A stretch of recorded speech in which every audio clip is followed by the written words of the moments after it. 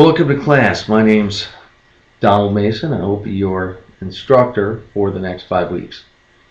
A few things I want to cover real quickly. I know that if you're like me, you're up late. I'm recording this at 1 a.m. and I'm sure that when you get home, you're probably jumping on the website to review new postings and new announcements. And if you have family, if you're a father or a mother, you've got your kids running around. They need you. They need you to pay attention to them. And since I have a child that's 11, I understand completely. Kids are important, and we want to utilize as much of our free time as possible. Take care of our children, not to sit here and watch Professor Mason and his video announcement. So we'll make this quick. First thing you need to do is take a look at the faculty expectations found by week 1. Read those carefully. Embrace those. Embrace the information provided in the announcement. You'll see my guidelines on discussions. You'll see my guidelines on written assignments. And I encourage you to pay careful attention. You will find at the top of the faculty expectations a listing of hyperlinks. If you need to take a look at how I grade on discussion boards or assignments, you will see those hyperlinks. Click on it. It will take you to a portion of the expectations that you'll want to review. Again, I encourage all of you to read all the expectations, but if you don't have a lot of time and you just want to see how I grade real quick, you simply go over to expectations, click on the hyperlink, and it'll take you to the area of the expectations that you're most interested in.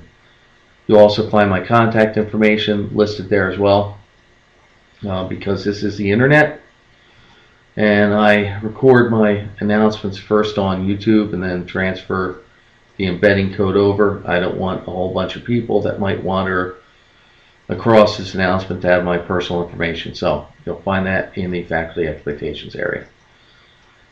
Second thing I want to mention is I post during the first week numerous announcements with regards to essay writing. I do that not to inundate you and drive you nuts and say, oh my God, this professor's out of control. He's got all these announcements. The course is going to be too hard. It's going to be difficult. I'm not going to pass it. I don't want you to go into brain lockdown, freak out, and get all nervous when you shouldn't have to. The announcements that I will be posting are in relation to essay writing.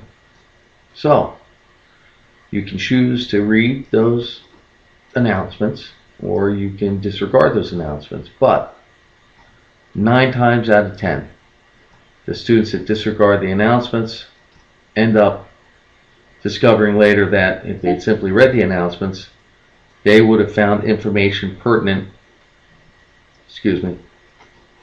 earage there, pertinent to APA construct. And I'll give you a quick example. When you format a citation, you format the citation if it's a direct quote, meaning it's something that the author's work they're reviewing stated, and you reprint that information exact. That is a direct quote, quotation marks around it.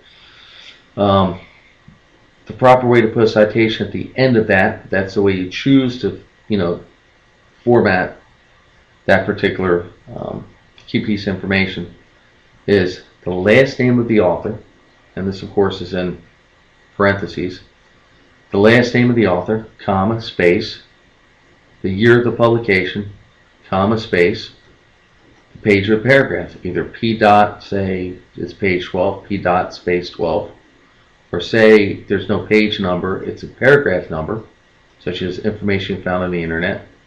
Then you're going to put down PARA dot space and the paragraph number 2 or 3.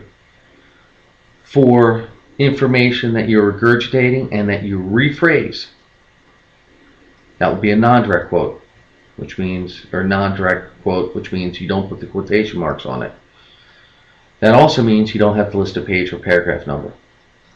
Now, I'll find students that will invert that information. They will turn around and all of a sudden put a page and paragraph number with a non-direct quote, and with the direct quote, not list a page and paragraph number, or they'll list an initial of the author's first name within the citation, like Mason, comma D for Don, and then they'll go with the year and page number, much like they might do when it comes to listing a reference in the reference section.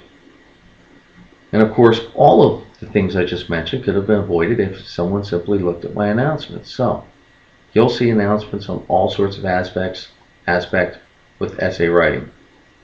I encourage you to look at those announcements prior to submitting your essay, just so you can make sure you're not making any mistakes.